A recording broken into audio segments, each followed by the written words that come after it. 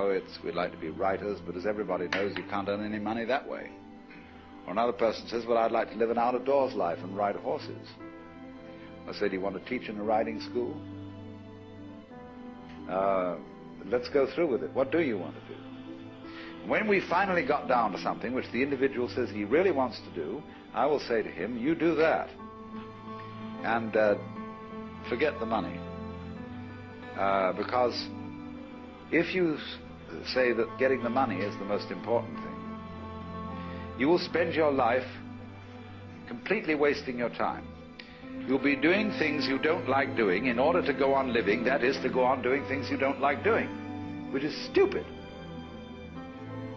Better to have a short life that is full of what you like doing than a long life spent in a miserable way. And after all, if you do really like what you're doing, it doesn't matter what it is, you can eventually turn it, you could eventually become a master of it. It's the only way to become a master of something, to be really with it. And then you'll be able to get a good fee for whatever it is. So don't worry too much. Somebody's interested in everything. And anything you can be interested in, you'll find others who are. But it's absolutely stupid to spend your time doing things you don't like in order to go on spending things you don't like and doing things you don't like, and to teach your children to follow in the same track. See, what we're doing is we're bringing up children and educating them to live the same sort of lives we're living, in order that they may justify themselves and find satisfaction in life by bringing up their children, to bring up their children to do the same thing, so it's all retch and no vomit. It never gets there. And so, therefore, it's so important to consider this question: what do I desire?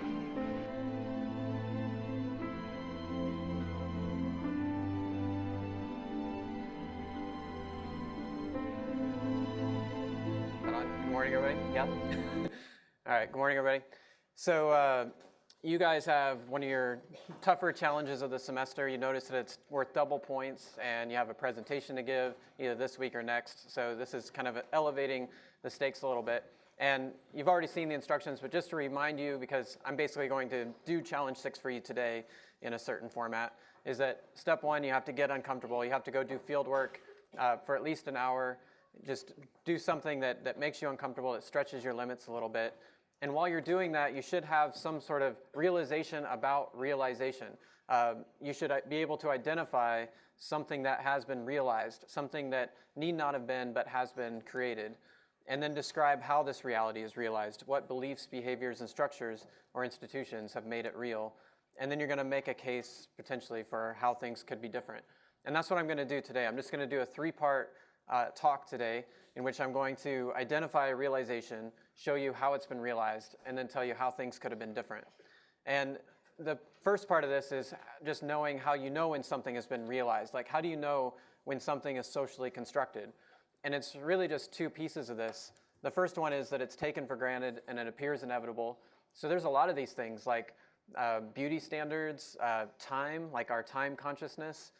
These are things that just are part of the water that we swim in, that they just appear like they just are there, and that's just the way things are.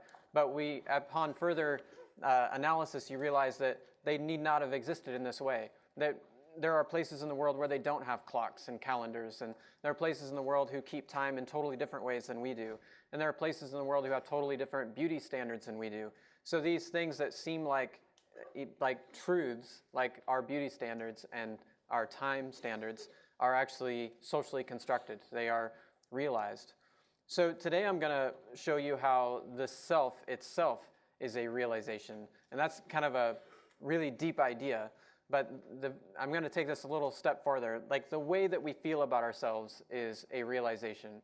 And the way that most people in the modern world think of themselves is with a certain set of characteristics. One is that we're vulnerable, we're somewhat afraid, we feel alone, and more than anything, we feel incomplete. And this is a constant feeling that most people in the modern world have. That most people in the modern world have this sense that I'm not quite there yet. I'll be happy when. I'll be successful when. Like, no matter what, there's always like this, like it's not yet there yet. And so we feel somehow incomplete, and most of our lives are spent feeling incomplete.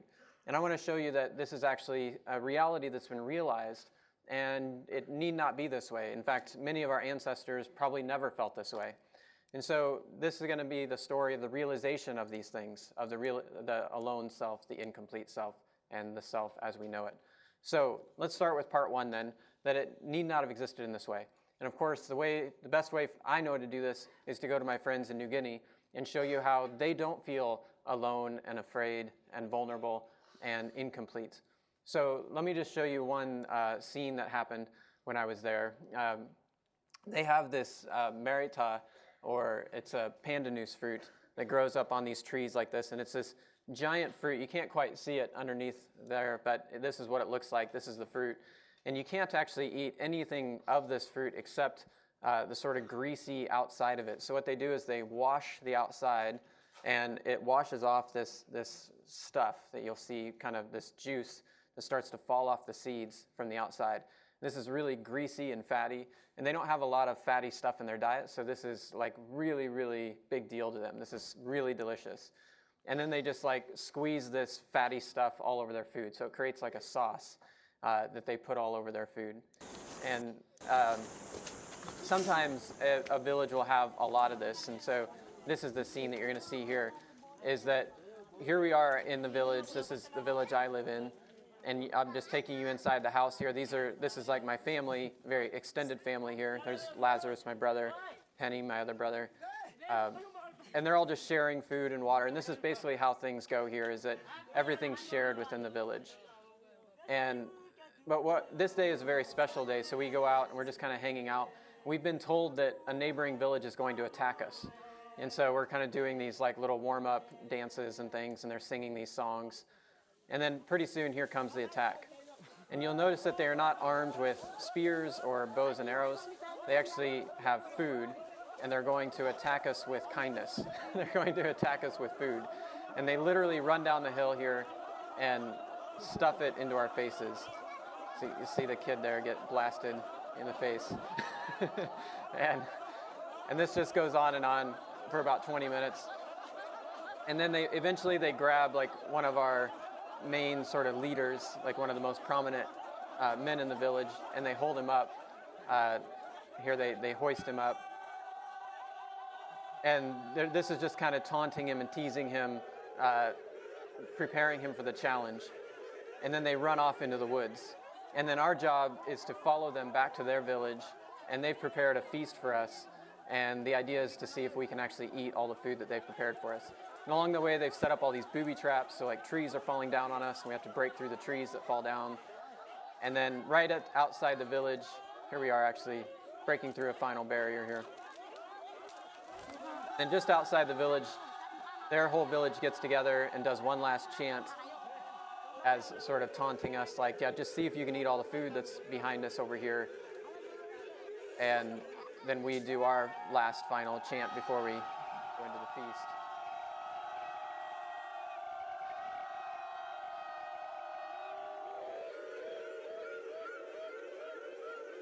And then we go in, and now we're going to actually try to eat all the food that they prepared for us. And what they prepared is this giant pit. It's like a swimming pool of food.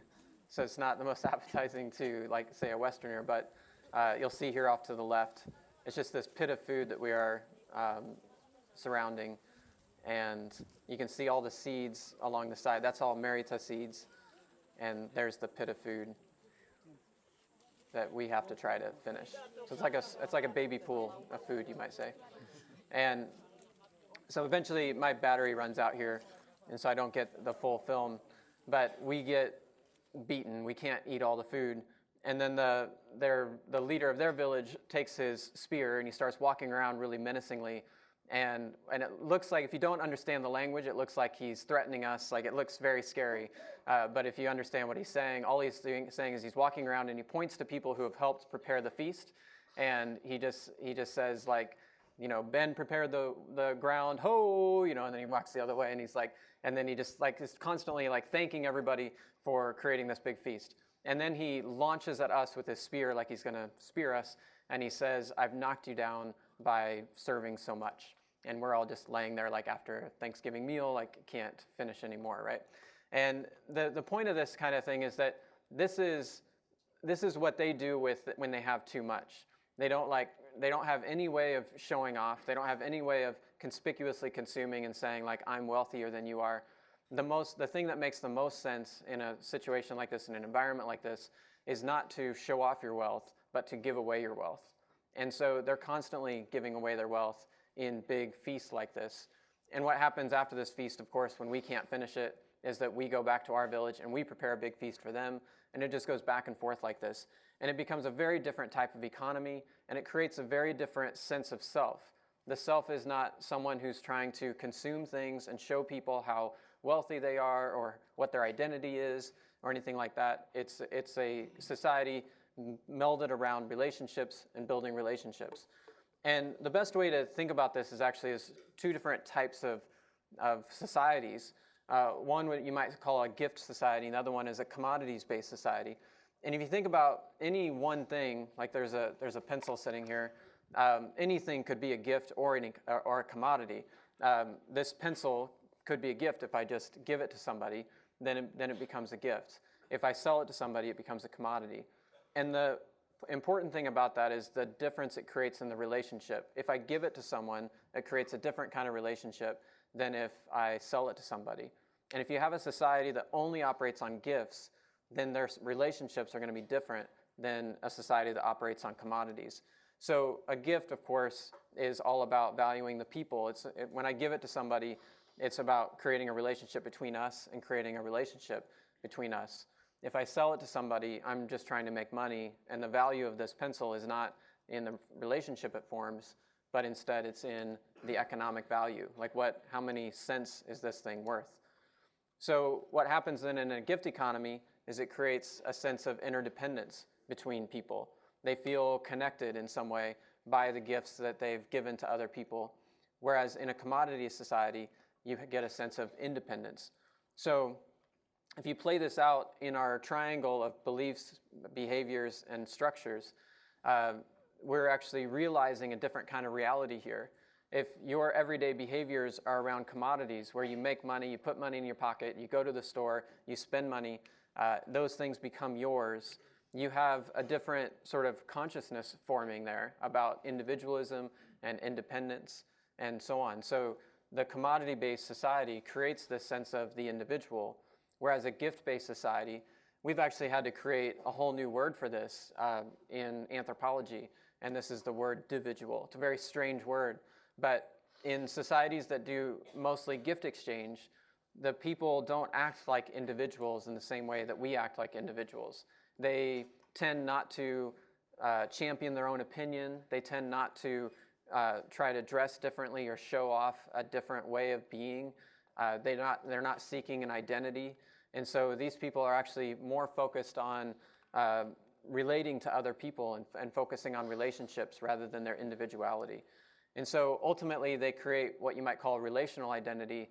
They identify themselves with the relationships they have and the value of those relationships. So they will be much more concerned not with whether or not they're cool or people think they're a neat person. They will instead worry about whether or not they've satisfied their obligations to other people. They'll worry about whether or not they have strong relationships with other people. Whereas in a commodity-based society, we end up with what you might call portable identities, where the objects that we consume become symbols of who we are. And so I can actually look around the room and have some sense of who you all are as individuals just based on the clothes you wear. And you find this as you travel as well. Like you have a pretty good sense of who people are, but just based on clothes they wear. And then finally, what this ultimately relates to then is that in a gift society, you'll find that people tend toward minimalism. They try to consume very little and show off very little and end up giving away a lot. Whereas in a commodity-based society, you end up with what we know of as consumerism, where people are actually buying things to show people who they are, to show their wealth. But this has other consequences as well, as you'll see. So a gift society works only in very small scale. And this then is the story of humanity as we've shifted from a gift economy to a commodity economy. There's really no way to run a large-scale society through a gift economy. And so while our ancestors, most likely, most of them lived in gift economies, we now live in commodity economies for the most part. So why did market exchange happen? Why did commodities happen? Well, first you have the growth of agriculture. We've talked about this, the changes that come about with agriculture that increases population. Once you have more population, you have specialization, division of labor. This is all things we've talked about before. And suddenly, if you are not making food every day, the food that you're going to consume, you have to go trade it with somebody. And so you need frequent exchanges. And those frequent exchanges eventually create markets. And so you have these market exchanges, and you can imagine what these look like when they first emerge. It's just markets in small villages, but eventually markets become much more complex, and we end up with supermarkets where the value of the things here are just simply a price tag. It's not about who made them or where they came from. There's no real strong relationship between the people who made them and the people who consume them. Oftentimes you don't even know who made them.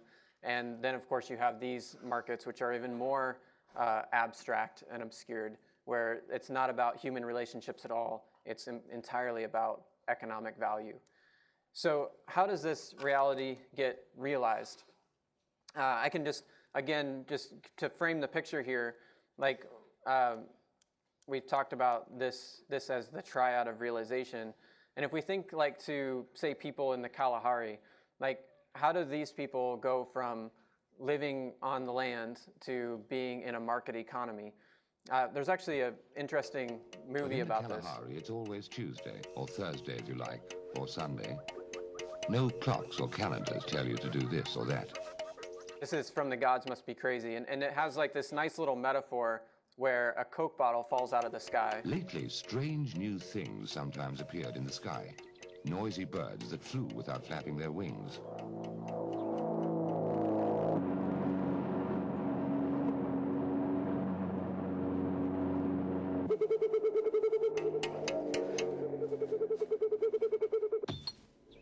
One day, something fell from the sky. And this can seem kind of silly, like this is the whole premise of the movie. A Coke bottle falls and they have to figure out what to do with this Coke bottle. But this is actually a metaphor for real things that happen. And this is the surprising thing, is that these markets actually do go into places that are very remote. And even places like New Guinea, where there's no TV and no radio, no way you would think to advertise, Coca-Cola still sends advertising into these villages through actors like this.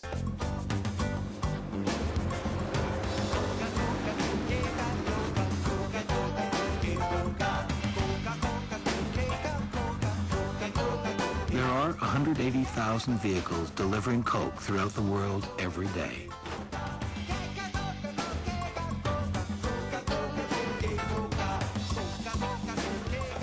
That sounds like a lot, but there are still cultures whose main beverage is, say, water.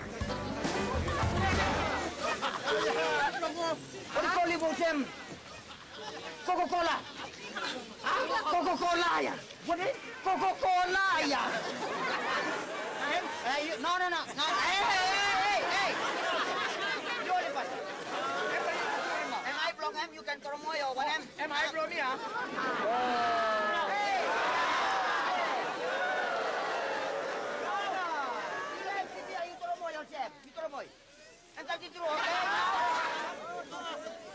You pilih mo sa wanem.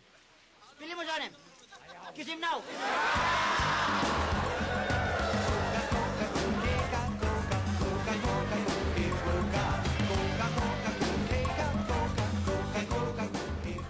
So this is like really amazing. I mean, that this happens, right? That Coke is actually advertising in these really remote areas.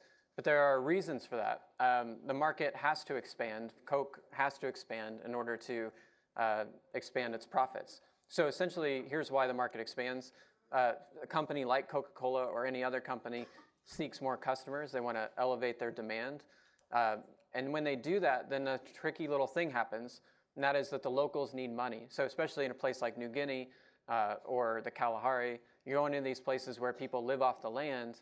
Suddenly, if if you generate demand and they want your product, now they need money. The only way they can get money is to sell their land or their labor, and this is often what they do. And if they sell their land, then they actually end up completely reliant on the market.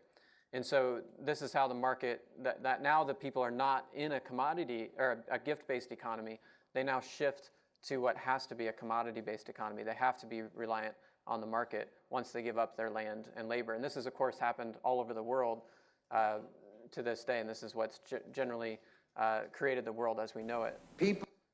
This is Roberto. People consume more soft drinks than any other liquid, including ordinary tap water. If we take full advantage of our opportunities, someday, not too many years into our second century, we will see the same wave catching on in market after market, until eventually the #1 beverage on earth will not be tea or coffee or wine or beer. It will be soft drinks, our soft drinks. Of course, that's, it sounds ominous, but that's what any company wants, right? They want to dominate the market. And so they have these certain tricks of the trade that we see happening all over the world. If you go to, a lot of you actually have been to developing countries, and what you find in developing countries is there are a lot of Western products, and oftentimes the products are very cheap or even free. So for example, if you want a drink of water in a developing country, oftentimes the cheapest water you can find is not, or the only drink you can find is actually some cheap version of a Coca-Cola product. Coke is often cheaper than bottled water, and if you can't drink the water, it's actually cheaper to buy the Coke. So you see this in all over the world. You also see them actually eliminating local alternatives by competing with them. So in India, this is actually pretty explicit. In the late 90s and into the early 2000s, Coca-Cola started producing in India, and there are all these protests all over the country. You can see some of the signs here that say Coca-Cola quit India. And the reason why people are protesting is because they're actually buying up local groundwater supplies to make the Coca-Cola. And so people didn't have water to drink, but could only then buy the Coke. This is what it looks like. These are the states which are facing drought every year. At the same time, when people do not have access to drinking water, Coca-Cola is buying up local wells in states of Maharashtra and Gujarat. So basically everything which is sacred to life, whether it's food, whether it's water, everything is being commodified. And so you can see that ruling in 2003 ultimately forced Coca-Cola to pay damages for this. And then you shift over to New Guinea, and I just want to point out that this is not just about Coca-Cola. This is about all kinds of products coming into new markets. In New Guinea, they eat sweet potato, and they have tons of sweet potato everywhere. So people can always eat sweet potato. But rice companies want to be able to sell their rice. And so they hire the same actors that sell Coke to go into villages and try to convince people that rice is better for you than sweet potato. And once this happens, of course, people then have to sell their sweet potato to buy the rice in order to get what they think is better nutrition.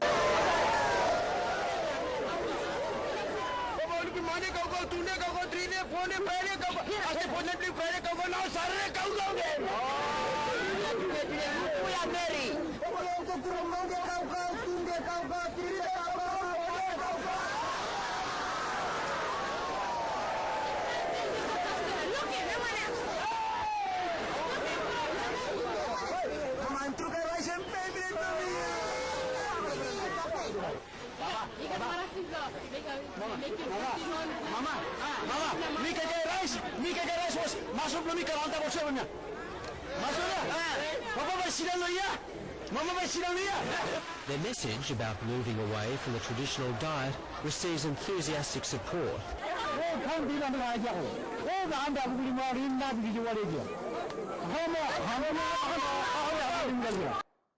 So you can see how effective it is and how disturbing it is, actually, because as most of you know, sweet potato is actually really healthy and every bit as healthy as rice. And yet here they are essentially cutting it down and saying if you really want to be muscular and strong and healthy, you have to eat rice. And so this is a way that these companies work, is they're trying to introduce their product cheaply, get people hooked on it, eliminate local alternatives. But ultimately what happens is they want to create desire. They want to create consumers. They want people who aren't satisfied with the same thing every day, like rice or sweet potato Monday and Tuesday and Wednesday and so on. They want to create consumers. So if we move to China, this has actually been very complicated for a couple of reasons. One is China has a long history of different philosophical traditions, some of which we'll talk about later, that don't emphasize consumerism. And furthermore, they have like tea culture, which is deeply embedded into their society. And so they're not likely to take on Coca-Cola. So Coca-Cola has been battling this for quite some time, as you can see here. In Asia, Coca-Cola faces tea cultures. There, the drinking of tea is a serious problem to them because every time someone drinks a cup of tea, they're not drinking a bottle of Coke. Chinese tea culture is deeply rooted and integrated with all other forms of Chinese arts. Chinese calligraphy, Chinese painting, Chinese Peking opera. It doesn't matter what the song is, the essence is its lingering charm, and this is mingled with tea. To spread its message, Coca-Cola is using the same marketing techniques banned during the Cultural Revolution. And it's targeting the part of China to whom Cultural Revolution means something quite different today. The kids.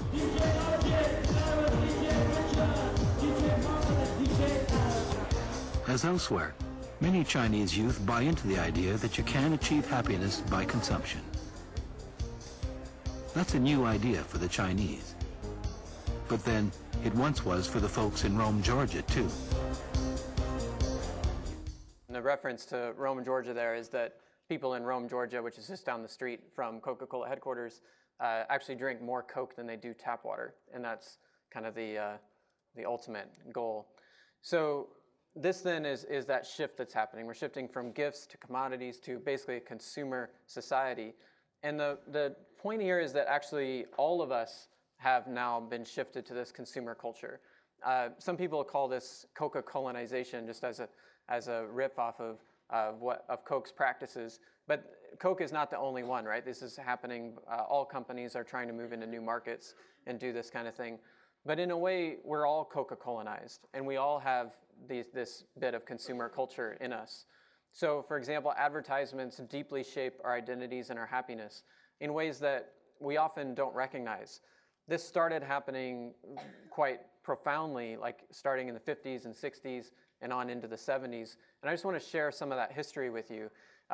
This is some of what was happening by the early 80s in terms of consumer culture as advertisements started to shape our identities and happiness. This is going to be a psychologist talking about what she started to notice in the 1980s with her clients. Something that I came to recognize in my work with patients, as they would talk about what their troubles were about their lives, occasionally they would refer to something they'd seen in a commercial, and I didn't really pay much attention to it until I had work with, I just call her Amy, that's not her real name, and she referenced that she wasn't part of the Pepsi generation at one point. She felt like she had never been part of the youth generation that was singing and dancing and having a fine time. Now she felt like she was too old to ever be part of the Pepsi generation. She was internalizing images from advertising and integrating that into a set of expectations about who she was supposed to be. And some people have even suggested that consumer culture has now sort of replaced our highest ideals. So this is a sort of a mock painting here where we have Ronald McDonald at the center of the Last Supper, and Jesus is somewhere off to the side. But there's an anthropologist, Sidney Mintz, who's talked about this as well. And this is him talking about it here. To the extent that that feeling has been replaced by the notion that you can build yourself over into what you want to be by consuming, to that extent, consumption has replaced an older ideology. If I drive a Mercedes-Benz, wear a Rolex watch, take my vacations in San Moritz, and otherwise demonstrate to the world the kind of person I am, the kind of person I am is the kind that consumes in that way. It says nothing about my character. It says nothing about my relationships to other people. But I have an identity that's been built up by companies. And yeah, that's where consumerism takes us. And it is, in this sense, a new religion. You can see here the imagery. Joseph Campbell is a scholar of religion, once said that you could tell where society's values lie by looking for the tallest buildings. And if you went, say, to a medieval town, the tallest building would have been a church. And then by this 1800s, the tallest building would be the national capital, the state capital. And then by today, you look up and you see the tallest buildings are the corporations. And so in a way, our society's values have shifted away from religion and away from nationalism to consumerism. So by the 70s, late 60s, early 70s, this was already happening. And there were people unhappy about it, and they were rebelling against it. And these are the hippies, right? And it looked like they would be successful. They rejected all of society's values, and the biggest thing they rejected was consumerism. But Coke and Pepsi and other companies actually found a way to even market to this. I'd like to buy the world a home and furnish it with love. But Coca-Cola's most important ingredient cannot be kept in a vault. The white turtle doves. The camera is panning to these happy, beatific faces. They're filled with the Spirit. And keep it company. They're all very prayerful. There's a very strong conformity of purpose. It's uniting all peoples. There is one God, and that God is Coke.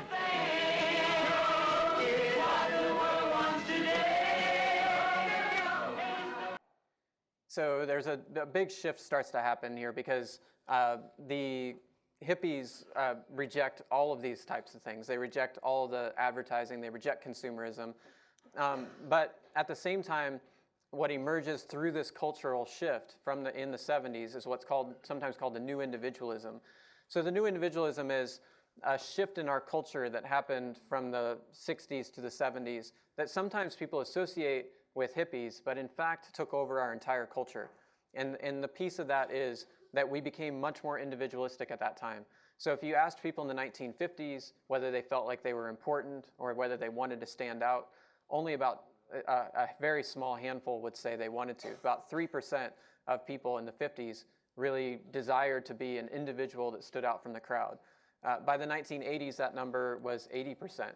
And so, in fact, even by 1970, the number was still 3%. In 1980, 80%. So there's a big shift in our society's values toward a new individualism. And that meant something different for how companies would market. And this is how consumer culture really started to change. So in the 1960s, you had this anti-consumerism rebellion among the hippies. But then technology changed, and we had faster, cheaper, flexible manufacturing, which meant that they could actually manufacture very specific things that weren't just sort of the same thing over and over again. They could manufacture a vast variety of cars, clothing, and all of this could happen very quickly. You could have very diverse, very specific products to market to very specific types of people. And so we ended up with what's called now post-demographic consumerism. It used to be that manufacturing was sort of slow and could only produce like one type of thing. And so people would market to young people, family people, and then older people. And that was pretty much what you could do. Now suddenly you could market to all kinds of people. You could market to people who had this type of style versus this type of style versus this type of style. And we end up with, by the 1980s, with what's called lifestyle marketing. This was a big change in how people thought about themselves as well. So these lifestyles, and this word lifestyle is actually relatively new, starting in the 70s and 80s. In the 1970s, the Stanford Research Institute instituted this word lifestyles and had created this sort of framework for thinking about lifestyles. I'm going to show you a video from the Stanford Research Institute, just a quick clip of it from from 1983. At the forefront of this change are three new VALS groups we call inner-directed. These are people for whom personal satisfaction is more important than status or money. They tend to be self-expressive, complex, and individualistic.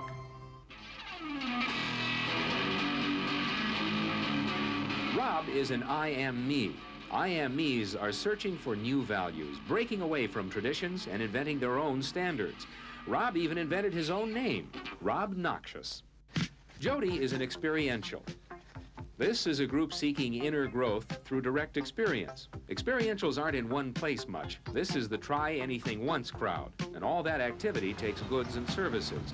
Their hobbies are hands-on, and their possessions are simple, but not always simply priced.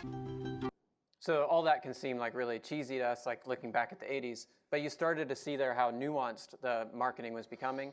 And of course, it's much more nuanced now. Like with all of the information they have from our Facebook profiles, our Amazon purchases, and so on, they have these, over hundreds of categories for different types of people, and then can actually market to those very specific identities. So ultimately, then we buy identity items to wear or consume. That becomes part of consumer culture. That first, advertisements shape our identity.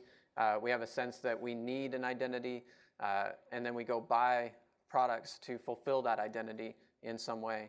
How did we get from this fairly simple role of the brand, of the Aunt Jemima, the Quaker Oats, to these brand tribes that we have now, where we almost follow brands like we would follow rock stars? We organize ourselves into brand tribes. We are a Nike type of person or a Tommy Hilfiger type of person. How did that happen?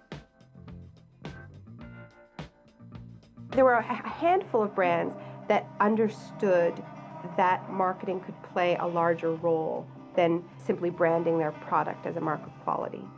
They understood that they could sell ideas, that they could sell lifestyles. Coca-Cola, Disney, McDonald's, these core American brands became powerful precisely because they understood that they were selling ideas instead of products, that they were selling an idea about family.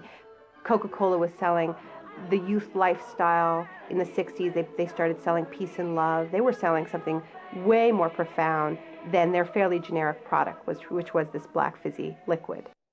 So you can see this everywhere now, that companies are actually selling a lot more. They're selling like big ideas. Like Starbucks tends to try to sell community. Razors have nothing to sell, right? There's nothing new about any of these razors when they add like another blade. Like it actually doesn't matter, like technologically it doesn't matter. But they try to make it seem like it matters. And so essentially they're selling like race cars. They're selling technology, even though the technology is kind of ridiculous. Like it really doesn't matter if your razor vibrates or not. Like it'll work just like any other razor. Nike will sell things like self-acceptance. Like this ad here is really selling you on the idea that it's all about self-acceptance. They sell courage and this ability to grind it out. They sell this persistence. They sell these big ideas about motivation. They want to align themselves with these ideas like this. Well, the reason that advertising works is because the smart advertisers, at least, are trying to tie the consumption of their product to a message that suggests that your needs will be satisfied by consuming this thing. Think of all of the car commercials you see that show, well, I've really made it now. I'm a competent person because I'm driving this BMW or this Audi. Or think of all the shampoo commercials you've seen where the person now has beautiful flowing hair and is loved and appreciated by the people around them. The basic message is the same. The way to solve the problems of your life, we all have problems in our life, the way to solve the problem in your life is through consumption. So, Coke has this open happiness idea that you can just open a Coke and open happiness. And so these are the ways that all these different ideas about the incomplete self or the alone self get created. And ultimately, this is actually needed by advertisers. Advertisers need to create this sense inside of us so that then we consume. Consumption is largely driven by unhappiness, feeling incomplete, and so on. And so ultimately then consumer culture has this third element, and that is that we actually consume in order to connect. Now, I want to make this clear, like what this means and why it's so important.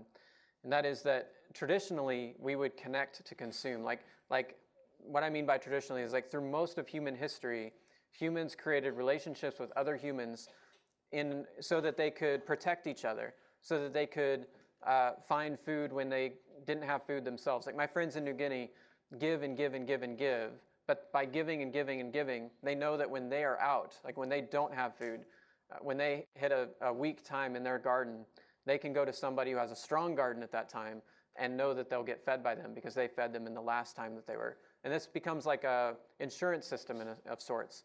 But what we do is we actually consume in order to connect to other people. We consume to show people who we are so that somebody will look at us and say like, hey, that's cool, that's just like me, and then we feel connected in some way. And so this ultimately then drives consumerism.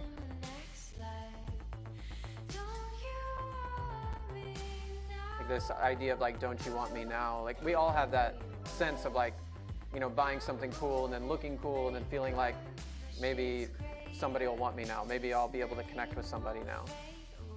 Or just not even say romantically, but just even just like trying to show other people who are like us that we're also like them. But we have to do that through consumption. So here's a Coke commercial that sort of captures the essence of all this.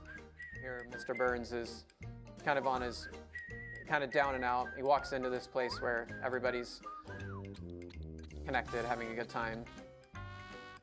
And so here the product, the consumption, the commodity that is actually ripped apart community is presented as the solution. So it's, in a way, it's consumerism that took away our sense of community, but then they sell it back to us because, again, we all feel like something's missing, and perhaps if we just buy this stuff, we'll feel that sense of community again. So there is, though, a third part to this, and that is how things might be different.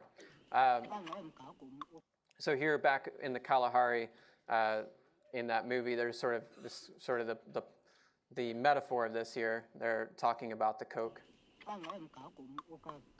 They began to talk about this thing that had come into their lives. They did not have a name for it. They called it the evil thing. He said, the thing does not belong on the earth. Tomorrow I will take it to the end of the earth and throw it off. And he actually does. So at the end of the movie, you get this beautiful vision of him going on this long trek to throw the Coke bottle off the edge of the earth. But in reality, like, things are different. This is my brother in New Guinea, Lazarus, and I just want to show you a picture of him and how different his world is than ours. This is a picture of him with his newborn son, and so I can pretty well date this picture, and then I can look at this picture, and these are about 6 months apart, and you can see it's actually the same shirt, and I can also tell you that every day in between, he wore the same shirt. So he wore the same shirt every day for at least 6 months, and I could go to other pictures and get it out to about 9 months that he was wearing the exact same t-shirt every day without fail. And this is quite different than how we live, and this is because he lives in a gift economy where he's practicing minimalism rather than consumerism. So one of the things that happened was, at the end of my trip to New Guinea, I'd been there for several years, and I took him and my other brother to the main town, and he had never been to the big town before, and so I promised that I would buy them some new clothes, that kind of thing. So we went to this shop, and my two brothers just like went around and around for hours, like looking for the right thing, and I couldn't figure out what they were looking for, and eventually he came out with this pack of soccer jerseys. They were unnumbered, and they were all the same. So it was basically like a 12-pack of shirts that were all exactly the same. And I asked him like why he wanted that, and he said that this way, like, nobody will ever think I have a new shirt. I'll be able to wear the same shirt for years. So he basically like would wear the same shirt and then switch it out and be able to wear the same shirt for years. And everybody would think like, oh, what a humble guy who's never changed his shirt for several years. And this was like what would constitute like kind of being a good person in a gift-based economy. Because if you were showing a different shirt every day, then you'd be expected to share those shirts and so on. So he was sort of gaming the system a little bit, but you see the value of minimalism there. That's also on display here, as we showed earlier. Now, there's also other places in the world that have different ideas about these things that push back. So in India, in Hinduism, for example, there's this notion that you, as a self, you actually are connected to the world in a very intimate way. In fact, you are made up of the same stuff that the world is made up of. And they have these, in their creation story, the story is that originally there's just like this big mass that's everything, and that mass splits into two, and it eventually creates all the things of the world. And so the idea is that you are actually connected to everything in the world already, that you actually are the world already. And they have this type of saying that essentially says you already have what you are looking for. And this is this constant idea that runs through Hinduism, that you already have what you are looking for. And that, of course, is very anti-consumerist. It runs against our consumer notions. In Buddhism, they have these poems they called gathas, and every time they sit down to eat, a Buddhist will say something like, "In this food, I see clearly the presence of the entire universe supporting my existence." So instead of this notion of an alone self, they constantly nurture this sense that they are connected to everything around them and everybody around them. So every piece of food is actually, truthfully, comes from the universe, and they just want to note that every time that they eat food. It's a way of showing gratitude and showing that and remembering their connection to the world. They also have this saying, it's sort of a mantra they will say that says, "I have arrived, I am home." No matter where they are, they say this, and this is a way of saying that I'm complete, I'm not incomplete. I'm already home no matter where I am. And this, again, like runs against this sort of more consumerist mentality.